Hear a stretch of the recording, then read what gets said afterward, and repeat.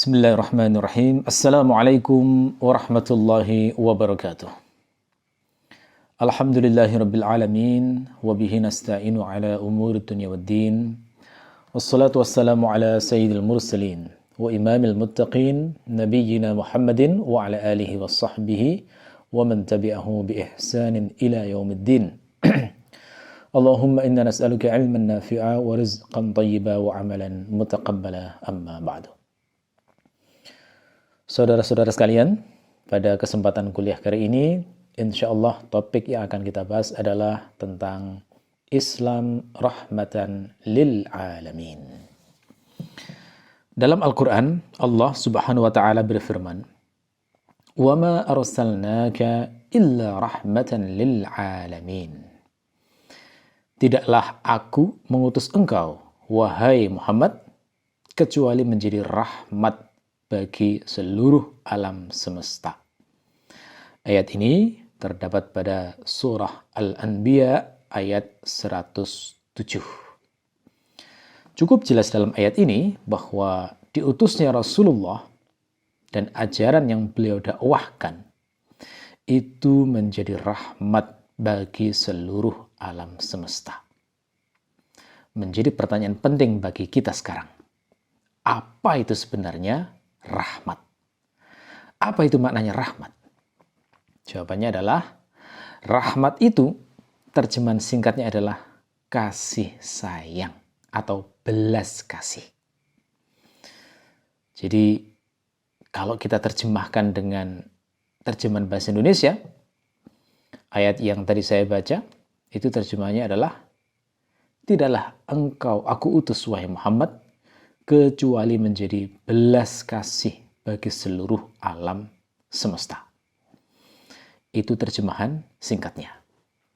Tetapi istilah rahmat itu memiliki makna bahasa dan makna syar'i yang sudah spesifik. Apa sebenarnya makna detail dari rahmat itu? Ibnu Ashur dalam tafsirnya, kitab At-Tahrir wa Tanwir menjelaskan, rahmat itu hakikatnya adalah sifat belas kasih dan menyayangi yang membuat orang yang disayang itu disikapi dengan lemah lembut, dibaiki, dijauhkan dari hal membahayakan, dan dibantu menyelesaikan berbagai macam kesulitan.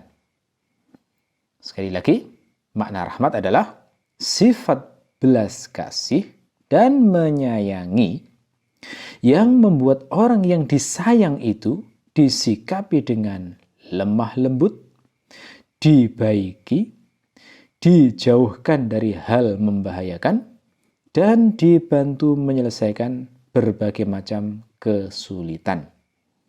Satu kali lagi, rahmat adalah sifat belas kasih dan menyayangi yang membuat orang yang disayang itu disikapi dengan lemah lembut, dibaiki, dijauhkan dari hal membahayakan, dan dibantu menyelesaikan berbagai macam kesulitan.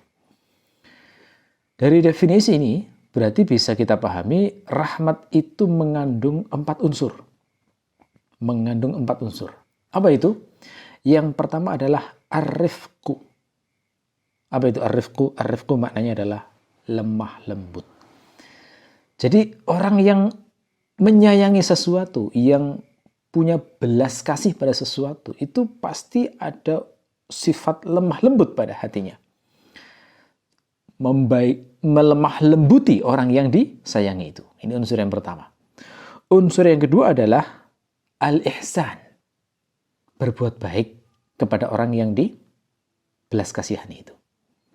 Jadi orang yang punya sifat rahmat pada sesuatu, pasti dia itu memberikan kebaikan kepada sesuatu yang disayangi. Ihsan. Unsur yang ketiga adalah daf'ud darar. Menghalau segala sesuatu yang membahayakan.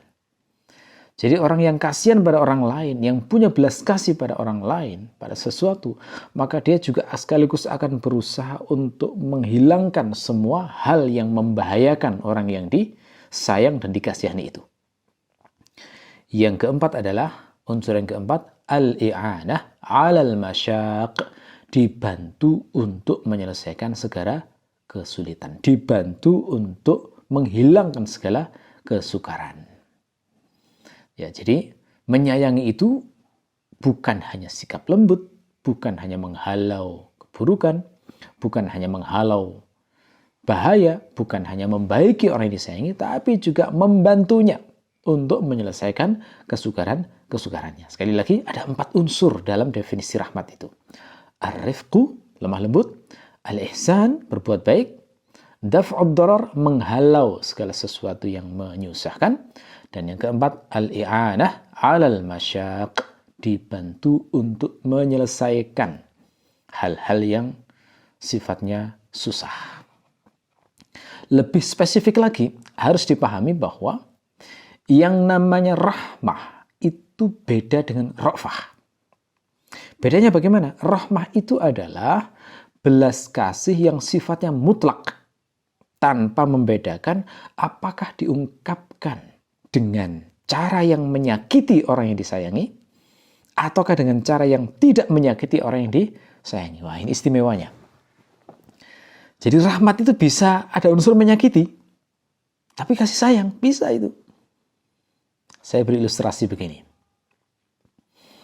Ketika seorang ibu misalnya melihat anaknya yang berusia 1 tahun bermain dengan sebuah pisau yang tajam, apa yang dilakukan oleh seorang ibu yang normal? Tentu saja pisau tersebut akan diminta dari anaknya. Kalau anaknya menolak, ibunya mungkin akan merayunya. Tapi kalau masih tetap menolak, maka ibu akan mengambil dengan paksa meskipun anak tersebut menangis. Nah, perbuatan ibu semacam itu adalah ekspresi dari rahmah. 4 unsur yang saya sebutkan tadi itu sudah terpenuhi semuanya. Sudah ada unsur ar-rifqu, kelemah lembutan. Sudah ada unsur daf'ud darar, berusaha menghilangkan hal yang membahayakan. Juga ada unsur al-i'anah 'alal masyaq, menghilangkan, membantu untuk menyelesaikan masalah. Juga ada unsur ihsan, berbuat baik. Ya. Cuma di sini diungkapkan dengan cara yang menyakiti dari anak tersebut. Mungkin anaknya ketika melihat ibunya merampas pisaunya, dia mungkin merasa dirinya tidak disayang oleh ibunya. Ibunya mungkin dianggap jahat karena melarang saya untuk bermain-main dengan pisau, melarang saya bahagia, membuat saya menjadi bersusah hati karena tidak bisa melakukan kesenangan saya. Mungkin perasaannya begitu, tidak disukai oleh anak tersebut. Tetapi hakikatnya itu adalah rahmat.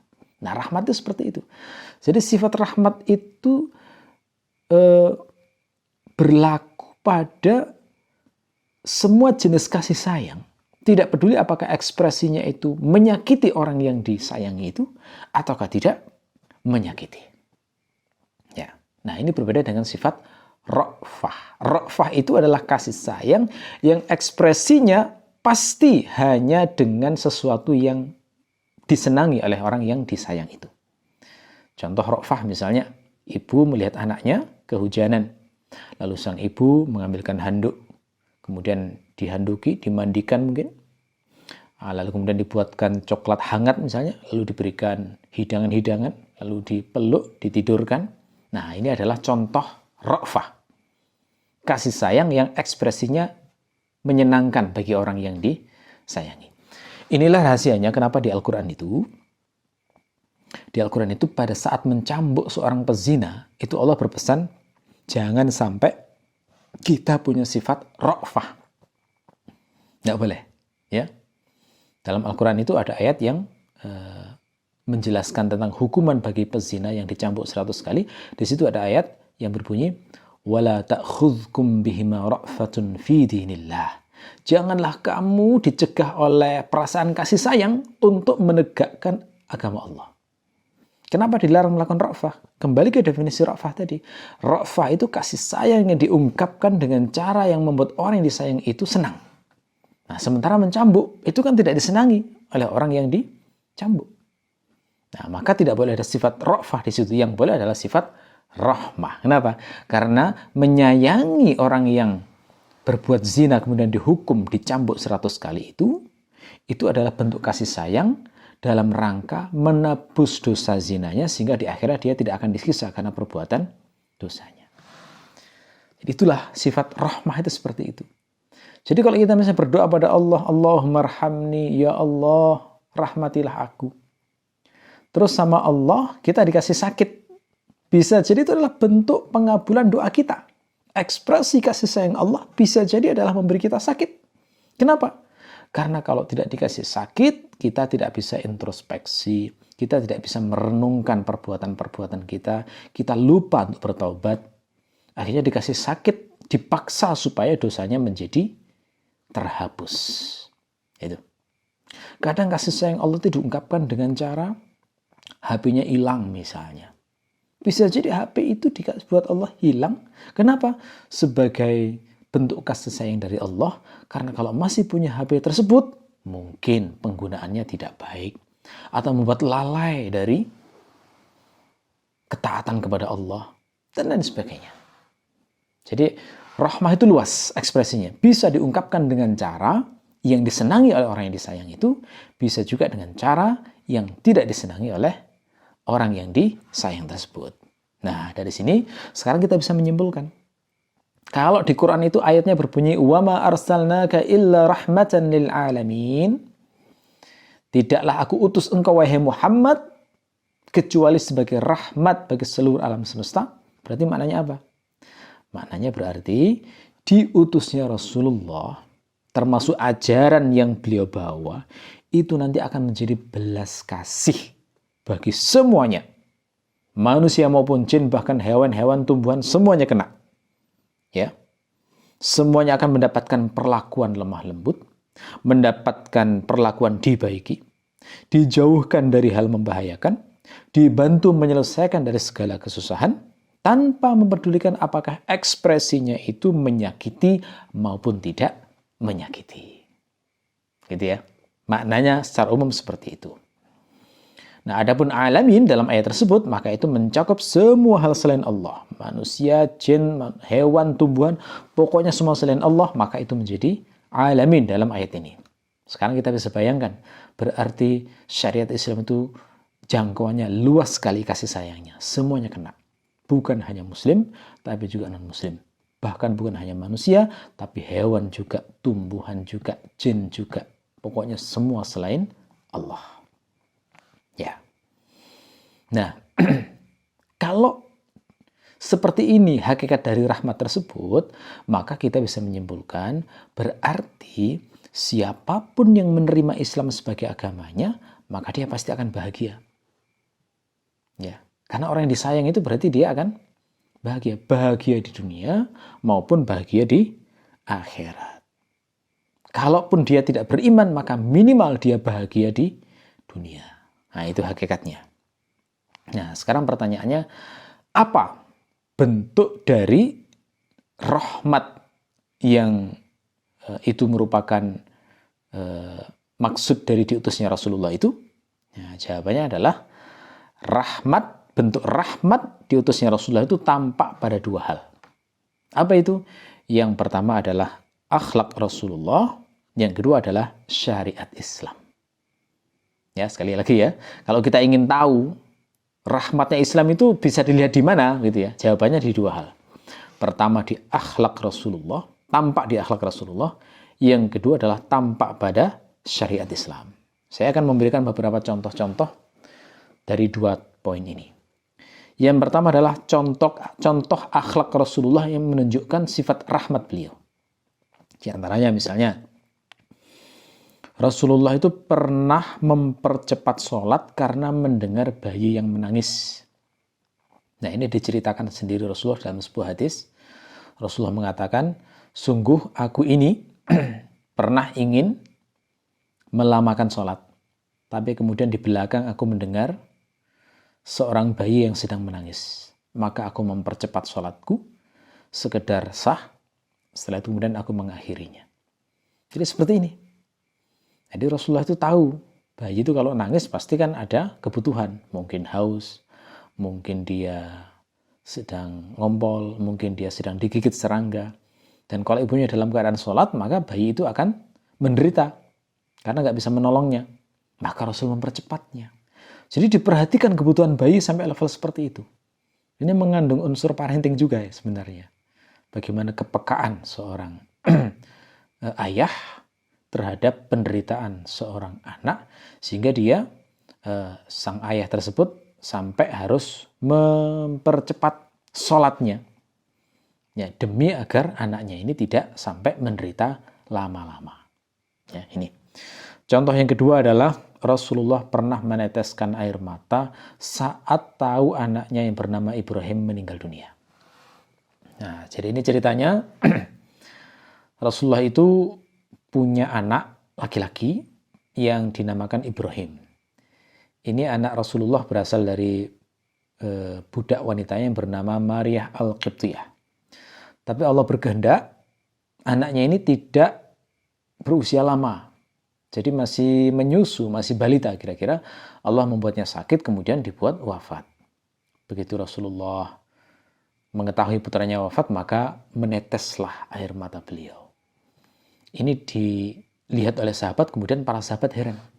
Wahai Rasulullah, kenapa engkau menangis? Nabi mengatakan singkat, ini adalah rahmat. Ya. Jadi ciri orang punya kasih sayang, hatinya lembut itu adalah bisa menangis karena kasihan. Nah, orang kalau sudah nggak bisa menangis karena kasihan, itu sudah keras hatinya. Nah, Rasulullah itu bisa menangis itu, padahal Rasulullah adalah seorang kepala negara, seorang panglima perang yang sudah biasa perang di mana-mana. Tapi itu tidak membuat hati beliau menjadi keras. Hati beliau tetap lembut, sehingga bisa menangis, yang menunjukkan ekspresi kasih sayang beliau. Ya. Termasuk contoh akhlak Rasulullah yang lain adalah beliau pernah membela budak yang ditampar tuannya. Jadi suatu hari Rasulullah itu pernah melihat seorang laki-laki menampar budaknya. Nah, padahal Rasulullah itu mengajarkan budak itu jangan kamu perlakukan seperti manusia kelas 2. Rasulullah itu memerintahkan supaya budak itu diperlakukan seperti kita. Makanannya sama dengan kita, pakaiannya disamakan dengan kita, kemudian dipanggil dengan panggilan-panggilan yang memuliakan dia. Memang ajaran Islam itu luar biasa, memuliakan budak. Bahkan bisa kita katakan Islam adalah satu-satunya ajaran di zaman itu yang memulai untuk menghilangkan perbudakan. Karena Rasulullah menganjurkan banyak sekali untuk, dalam banyak hadis, menganjurkan untuk memperbanyak membebaskan budak. Nabi mengatakan siapa yang membebaskan budak, maka budak itu nanti akan menjadi penebusnya pada hari kiamat. Gitu ya. Mulai dari anjuran yang sifatnya sunnah sampai pembebasan budak yang sifatnya paksa. Misalnya pada kasus pembayaran kafarat. Jadi ada kafarat-kafarat yang diwajibkan untuk membebaskan budak. Nah, ini kan secara implisit itu, secara otomatis itu akan mengurangi budak dan lama-lama akan menghilangkannya. Maka Rasul tidak senang ketika ada seorang laki-laki yang memukul budaknya dan tidak menghargainya. Sampai-sampai Rasulullah merekomendasikan supaya budak tersebut dimerdekakan. Nah ini. Jadi pembelaan beliau terhadap orang lemah itu seperti ini. Ya, karena budak ini memang lemah posisinya. Ya, nggak ada yang membela. Maka Rasulullah yang membela. Kemudian contoh akhlak Rasulullah yang menunjukkan kasih sayang yang lain adalah memperhatikan dan menyayangi seorang penyapu masjid. Jadi di zaman Nabi itu ada seorang penyapu masjid yang biasa membersihkan masjid.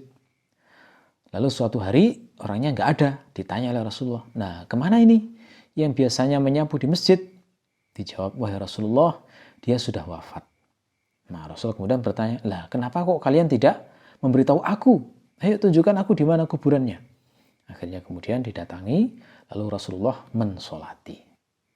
Nah, ini kan gambaran kepada kita ya, betapa Rasulullah itu memperhatikan orang-orang di sekelilingnya, orang-orang yang tidak dianggap begitulah ya, membersihkan masjid yang dianggap bukan orang penting begitu, oleh Rasulullah ternyata diperhatikan.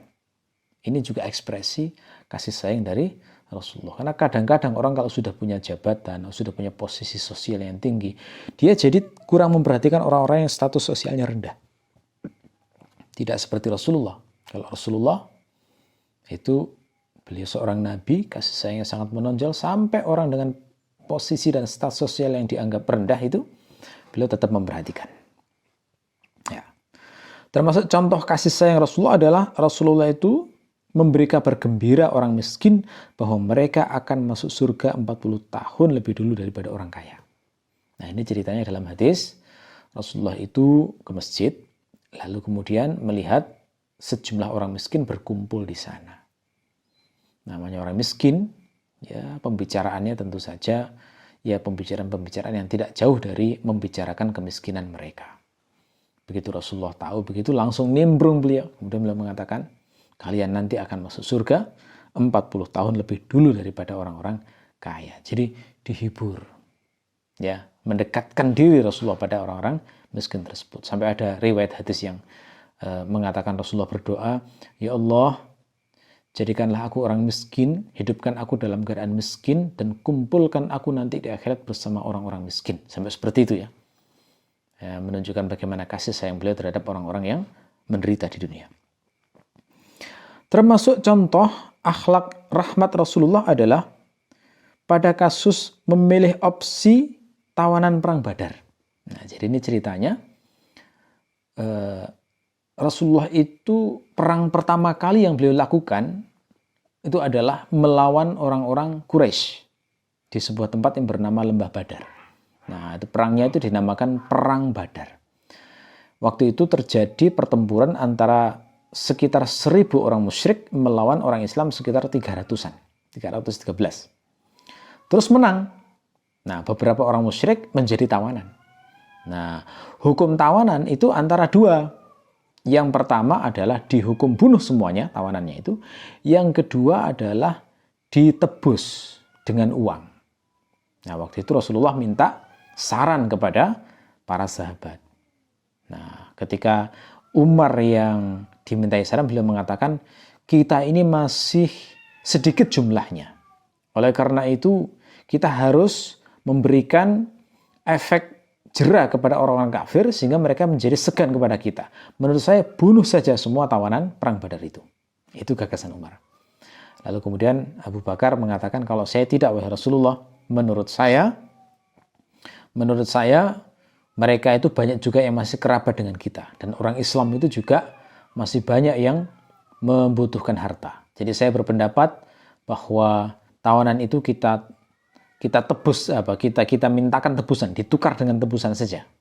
Nah, lalu akhirnya Rasulullah dengan sifat kasih sayangnya memilih pendapat Abu Bakar. Jadi tidak membunuh, tapi hanya meminta tebusan kepada orang-orang Quraisy. Meskipun akhirnya Rasulullah itu ditegur oleh Allah, karena di sisi Allah dalam kondisi itu pendapat yang terbaik adalah pendapatnya Umar, yakni dihukum bunuh semuanya.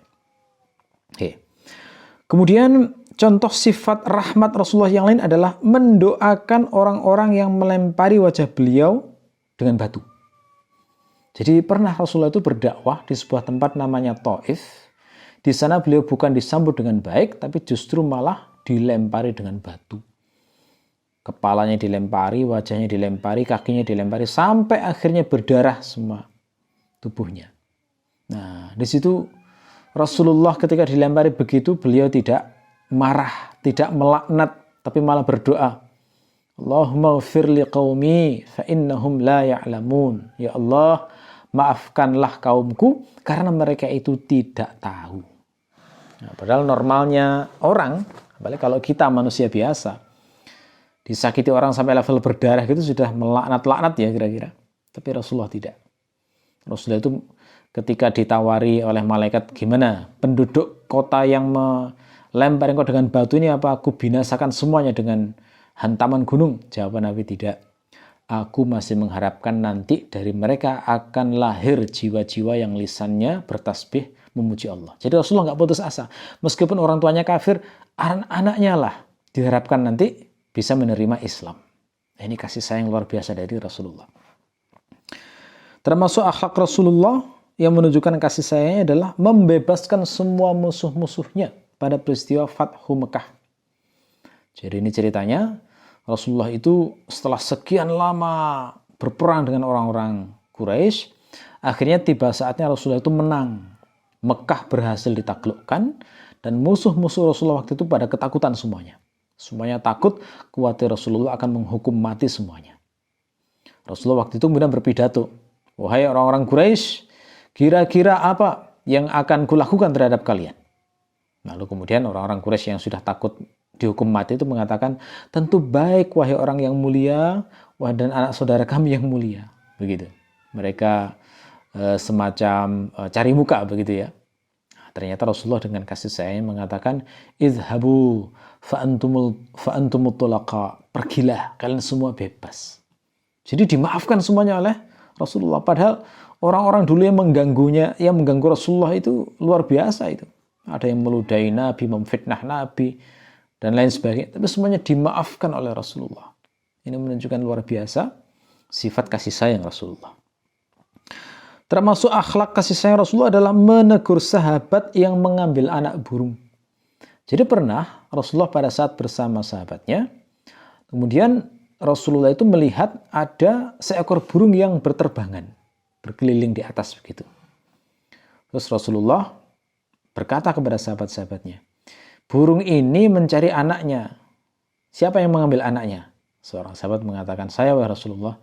Rasul mengatakan, "Kembalikan." Akhirnya dikembalikan ke sarangnya. Jadi sampai burung pun diperhatikan oleh Rasulullah. Ini menunjukkan berarti kasih sayang Islam, kasih sayang Rasulullah itu juga mengenai ke hewan, gitu, bukan hanya ke manusia saja. Termasuk juga kasih sayang Rasulullah adalah melarang membunuh hewan dengan cara membakarnya. Jadi Rasulullah itu pada saat berpesan kepada sahabat itu mengatakan, janganlah kalian membunuh semut dengan cara membakarnya. Karena membakar itu kan bentuk penyiksaan yang paling berat ya. Zaman dulu itu kalau orang dihukum mati, maka hukuman yang paling mengerikan itu adalah dihukum bakar. Ya. Karena dihukum bakar itu kan panas pelan-pelan gitu ya, kulitnya terbakar. Wah, itu penyiksaannya dahsyat. Dan Rasulullah melarang membunuh manusia maupun hewan dengan cara dibakar. Termasuk kasih sayang Rasulullah adalah melarang hewan dijadikan sasaran latihan panah. Nah, ini juga tidak boleh seperti kebiasaan beberapa kaisar Romawi itu berburu itu hanya untuk kesenangan. Itu bukan akhlak Islami dan Rasulullah melarang itu. Latihan panah diperintahkan, tapi sasarannya tidak boleh sasaran hidup. Ya, harus sasaran mati. Kemudian termasuk kasih sayang Rasulullah adalah memerintahkan menyembelih hewan tanpa ada unsur menyiksa. Jadi dalam Islam itu ada momen orang Islam memang harus menyembelih, misalnya saat kurban. Atau misalnya ingin makan dari hewan, disembelih hewannya. Itu Rasul berpesan, kalau misalnya kalian menyembelih hewan itu, maka perbaguslah dalam menyembelih. Ya. Idza qataltum fa ahsinul qitlah wa idza dzabhtum fa ahsinuz dzibhah. Kalau kalian membunuh, maka membunuh dengan yang baik. Kalau kalian menyembelih, maka sembelihlah dengan baik. Gimana menyembelih dengan hewan dengan baik itu? Tajamkan pisaunya. Bukan hanya ditajamkan pisaunya, tetapi juga disembunyikan dari hewan yang lainnya. Jangan dipertontonkan pada hewan yang hendak disembelih berikutnya. Ya. Termasuk kasih sayang Rasulullah adalah melarang membebani hewan di luar kemampuannya. Ini terjadi kisahnya pernah suatu saat ada unta yang mengadu pada Rasulullah. Jadi unta ini bisa berbicara pada Rasulullah terus mengadu bahwa dia dibebani dengan beban yang berat oleh tuannya. Maka Rasul kemudian mendatangi tuannya, menanyakan lalu menasihati jangan membebani unta melebihi dari kemampuannya. Gitu ya. Oke, meskipun unta itu milik kita. Oke. Itu adalah contoh-contoh akhlak Rasulullah yang menunjukkan sifat rahmat. Sekarang kita masuk bagian kedua, yakni contoh rahmat dalam syariat Islam. Nah, syariat Islam itu kalau kita renungi juga menunjukkan sifat kasih sayang luar biasa. Apa contohnya? 1. Agama Islam ini sifatnya mudah, tidak sulit. Jadi gampang. Untuk melakukan sesuatu itu gampang. Bebannya tidak bersulit. Jadi kewajiban sholat misalnya. Kalau bisa berdiri. Kalau nggak bisa, ya sambil duduk. Kalau nggak bisa, berbaring. Kalau nggak bisa, ya hanya berkedip saja. Zakat itu wajib kalau sesuai sudah mencapai nisab. Kalau nggak mencapai nisab, nggak wajib. Haji itu wajib, tapi kalau nggak mampu, jadi gugur kewajiban. Nah, itu contoh-contoh ya betapa mudahnya agama ini dipraktekkan oleh siapapun. Contoh yang kedua adalah dakwah diperintahkan dengan hikmah, nasihat yang baik, dan debat yang santun. Jadi saat mendakwai orang itu tidak boleh sifatnya mengintimidasi, memaksa, tidak boleh. Di Quran perintahnya, Ud'u ila sabili rabbika bil hikmah. Serulah manusia ke jalan Tuhanmu dengan hikmah. Wal mawa'idhatil hasanah. Dan nasihat yang baik. Wajadilhum billati hi ahsan. Dan debatlah mereka dengan cara yang baik. Karena itu Rasulullah saat mendakwah itu wajahnya ramah, tersenyum, enak didengarkan, dan tidak memaksa. Seperti kisah Mus'ab bin Umair saat berdakwah di Madinah. Ketika ada pemimpin kabilah di Madinah itu marah, itu dengan tersenyum Mus'ab mengatakan, kenapa kok tidak, bagaimana jika Anda mendengar dulu ucapan saya? Kalau baik, ambil, kalau enggak saya akan pergi. Nah, akhirnya kemudian mau mendengarkan dan masuk Islam. Ya, begitu ramahnya, begitu lembutnya, sehingga akhirnya ajarannya bisa diterima. Termasuk contoh sifat rahmat pada syariat Islam adalah adanya rukhsah dalam beberapa hukum fikih. Misalnya orang sakit dan safar boleh tidak puasa dan mengganti di hari yang lain. Sementara kalau benar-benar nggak mampu puasa, itu cukup membayar fidyah. Ya, yakni makanan yang disediakan pada orang miskin. Contoh yang lain, orang safar diperbolehkan mengqashar atau menjamak sholat. Itu juga kasih sayang. Karena kalau orang safar dibebani sholat 4 rakaat berat. Maka dalam Islam boleh diringkas 4 jadi 2. Dan masih boleh dijamak lagi. Kasih sayang itu. Termasuk juga ajaran akidahnya. Sangat sederhana dan mudah dipahami. Jadi nggak rumit. Ajaran sederhana. Tuhanmu cuma satu. Allah yang menciptakan langit dan bumi. Sembahlah dia dengan baik. Kalau melakukan sesuatu kebaikan apapun, niatkan semata-mata karena ingin menyenangkan dia. Jangan menyekutukan dia dengan apapun. Sangat mudah dipahami. Profesor bisa paham, kaum intelektual bisa paham, tukang becak bisa paham, orang yang nggak pernah sekolah juga mudah paham. Kemudian contoh lain sifat rahmatnya adalah masuk Islam itu sangat mudah. Tidak ada perintah bayar dulu. Nggak ada harus setor uang sekian. Nggak ada harus berkorban dulu apa, nggak ada. Mudah, cukup mengucapkan asyhadu an la ilaha illallah wa asyhadu anna Muhammad Rasulullah. Ya, contoh lain, rahmat syariat Islam. Wanita hamil dan menyusui boleh tidak puasa Ramadan. Begitu sudah selesai hamil menyusui, baru kemudian mengqadha dan membayar fidyah. Termasuk juga kewajiban haji sudah saya singgung tadi. Ya, bisa gugur bagi orang yang tidak mampu. Termasuk juga dalam dakwah tidak pernah memaksa. La ikraha fid din, tidak ada paksaan dalam masuk Islam. Kenapa? Karena ketika dakwah itu hanya dijelaskan yang benar begini, yang salah begini. Kalau nggak mau menerima, urusan masing-masing. Ya. Termasuk juga adalah perintah adil kepada non-muslim. Jadi nggak boleh karena non-muslim kemudian dicurangi. Itu bukan ajaran Islam. Ya, oke. Sekarang masalah terakhir. Kalau memang syariat Islam itu adalah mencerminkan sifat kasih sayang, bagaimana dengan sejumlah syariat yang terkesan seperti keras? Apa misalnya? Misalnya hukuman qisas. Qisas itu apa? Qisas itu adalah hukuman bunuh dipenggal kepalanya bagi orang yang membunuh orang lain. Termasuk hukuman rajam. Rajam itu apa? Rajam itu adalah hukuman bagi orang yang berzina, karena dia sudah pernah menikah, terus berzina. Dia dihukum dengan cara ditanam sebatas leher, kemudian dilempari kepalanya dengan batu. Contoh lagi ada hukum potong tangan. Ya, karena mencuri. Ada hukum jihad, poligami, perbudakan, dan lain. Beberapa hal ini, beberapa orang mungkin menganggap ini kok seperti keras. Kok nggak ada unsur kasih sayangnya? Bagaimana menjelaskannya? Nah, jawabannya adalah semua syariat yang terkesan seperti keras, hakikatnya adalah tarjih di antara dua maslahat yang berbenturan. Maksudnya tarjih itu bagaimana? Tarjih itu maknanya adalah preferensi. Jadi kecenderungan ya, pemilihan pendapat di antara dua yang berkontradiksi, dipilih yang paling besar maslahatnya. Gitu ya. Jadi contoh misalnya, qisas. Qisas itu adalah hukuman bunuh, dipenggal kepala orangnya ketika ada orang yang membunuh orang lain. Ini kalau dari sisi orang yang dihukum qisas seperti kejam. Tetapi kalau kita lihat pada sebuah masyarakat secara umum, maka hukuman ini justru adalah kebaikan. Kenapa? Karena kalau orang itu tidak dihukum dengan hukum qisas, maka akan terjadi mudah sekali banyak kasus pembunuhan. Akan banyak orang mati. Orang mudah membunuh karena dengan alasan hukumannya adalah hukuman yang ringan. Maka ketika ada hukuman qisas, yakni dibunuh orang yang membunuh tersebut, maka itu menjaga nyawa orang banyak. Nah, ini kepentingan masyarakat didahulukan daripada kepentingan pribadi. Dan orang yang dihukum qisas itu kalau dia bertobat, dosanya hilang.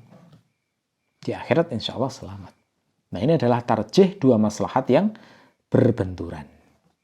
Diutamakan maslahat yang lebih besar. Ya, termasuk kenapa kok boleh menyembelih kambing, unta, dan sebagainya. Kalau pakai akal dan perasaan saja itu ya seperti kejam pada unta, pada kambing, pada sapi itu ya. Karena mereka juga punya hidup begitu ya kalau pakai logika. Tapi ada dua maslahat yang berbenturan. Maslahat manusia yang butuh makan, sementara maslahat yang kedua adalah menjaga nyawa dari hewan tersebut. Maka maslahat manusia diutamakan. Sehingga boleh membunuh hewan untuk konsumsi dan makanan manusia. Nah, itu berlaku pada semua syariat yang lain. Rajam, potong tangan, jihad, poligami, perbudakan, dan sebagainya. Itu adalah bentuk tarjih dua maslahat yang seperti bertentangan.